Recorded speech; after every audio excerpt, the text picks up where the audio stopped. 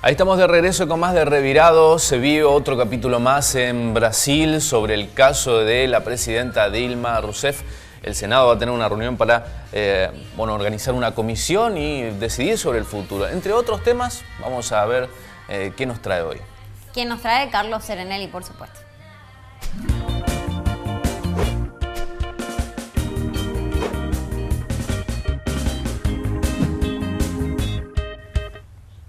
Muy buenos días. Efectivamente, la atención internacional sigue centrada en Brasil, donde ya es casi un hecho la destitución o por lo menos la suspensión en el cargo para la presidenta Dilma Rousseff. Ayer quedó conformada una comisión especial en el Senado que va a analizar este pedido de juicio político contra la presidenta brasileña, un proceso similar al que ya se llevó a cabo en la Cámara de Diputados. La comisión, conformada en el día de ayer, está compuesta por 21 senadores que van a comenzar a analizar la situación en el día de hoy y tienen 10 días hábiles para llegar a una conclusión.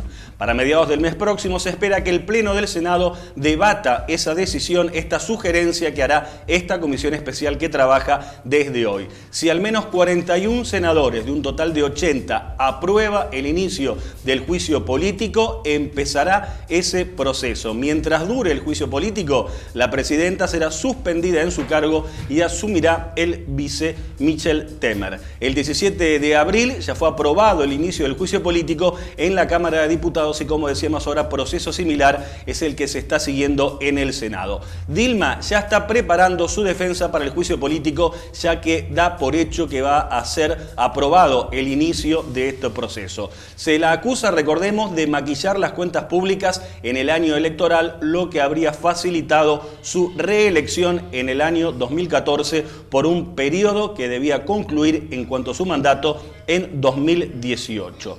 45 de los 81 senadores que van a analizar este pedido de juicio político tienen a su vez una situación comprometida con la justicia, ya que enfrentan esos 41 senadores, es decir, más de la mitad del Pleno de la Cámara, una o más demandas judiciales en algún tribunal de Brasil. 12 de ellos son investigados por la Suprema Corte por el mega fraude en Petrobras. Entre ellos, el presidente del Senado, Renan Calheiros, y el expresidente y actual senador, Fernando Collor de Mello. Así que con este Senado, teñido de sospechas cuanto menos de corrupción, va a ser analizado el pedido de juicio político contra la presidenta Dilma Rousseff en Brasil, un tema que seguiremos analizando en las próximas semanas. Lo mismo ocurre con la Cámara de Diputados de Brasil, donde más de la mitad de los legisladores tiene causas, incluso que tienen que ver con corrupción, lavado de dinero. Efectivamente, incluido su presidente, Eduardo Cunha, que es quien impulsó este juicio político contra Dilma Rousseff.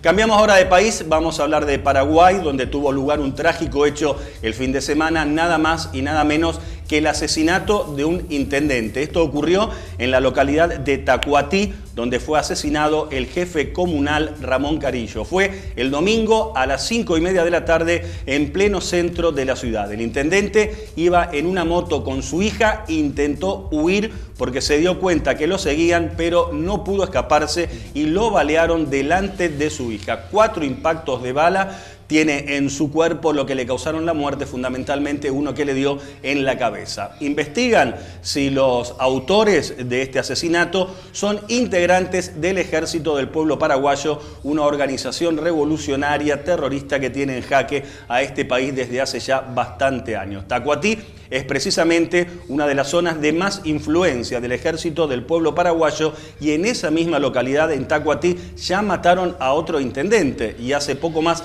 de 2 años, ya que en 2013 fue asesinado el entonces jefe comunal Luis Lindström. Hablamos ahora de México, donde ha cobrado nuevamente actualidad otra tragedia, los 43 estudiantes desaparecidos en Iguala. Ha finalizado el trabajo de un grupo investigador y lamentablemente sin conclusiones concretas, es decir, sin pistas sobre el paradero de estos 43 estudiantes mexicanos desaparecidos. Esta tarea estuvo a cargo de un grupo interdisciplinario de expertos independientes de la Comisión Interamericana de Derechos Humanos que terminó el fin de semana su trabajo, como decíamos, sin ninguna pista concreta, pero eso sí, denunciando obstrucciones del gobierno del presidente Enrique Peña Nieto y supuestos casos de torturas contra al menos 17 estudiantes. Hoy se cumplen 19 meses de esas desapariciones, ya que fue el 26 de septiembre del año 2014 cuando desaparecieron 43 estudiantes de la Escuela Normal Rural de Ayotzinapa, en Iguala, estado de Guerrero. Iban en colectivos que habían robados de un playón y la policía los siguió y atacó. Algunos fallecieron y otros 43 se encuentran, como decíamos, desaparecidos. Los padres van a hacer hoy una movilización exigiendo que se permita seguir trabajando a los expertos de ese grupo interdisciplinario independiente. En tanto, ayer arrestaron a Nicolás Nájera Salgado, señalado como jefe del cártel Guerreros Unidos desde el año 2014 y se presume que está vinculado a los hechos. La versión oficial es que los estudiantes habrían sido matados por integrantes de ese cártel Guerreros Unidos, ya que los habrían confundido con integrantes de otro cártel que se llama Los Rojos. En Ecuador, mientras tanto, sigue la conmoción, sigue ese país totalmente alterado por el terremoto de hace 10 días que se cobró una gran cantidad de víctimas. Concretamente, según el último balance oficial conocido en el día de ayer, hay 655 fallecidos, 48 desaparecidos, más de 4.600 heridos, en tanto que 113 personas fueron rescatadas con vida entre los escombros. Este terremoto de 7,8 grados de magnitud en la escala Richter afectó a este país, les recordamos, el pasado 16 de abril, es decir, hace exactamente 10 días. El presidente Rafael Correa dijo ayer que en Ecuador no se respetaron las normas de construcción y que por eso edificios se transformaron en verdaderas trampas mortales. Los daños son estimados en unos 3.000 millones de dólares y se cree que las tareas de reconstrucción llevarán al menos 3 años.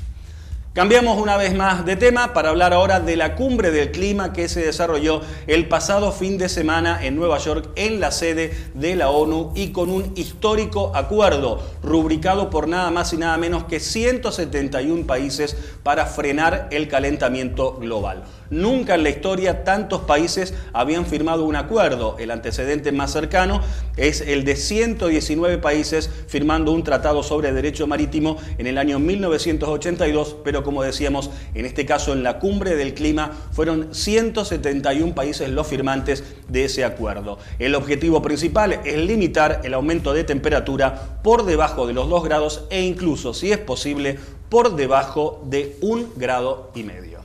Y por último, para cerrar este resumen de noticias internacionales, señalar, como ya se comentaba al inicio de este programa, que hoy se cumplen 30 años de la tragedia de Chernobyl, la mayor catástrofe en una central nuclear en la historia de la humanidad, que causó 30 muertos directos el día que se produjo el hecho y luego miles de muertos debido a las radiaciones a lo largo de los últimos años. Una verdadera tragedia que es recordada hoy sobre todo en ese país donde se produjo, en Ucrania, que pertenecía por entonces a la Unión de Repúblicas Socialistas Soviéticas.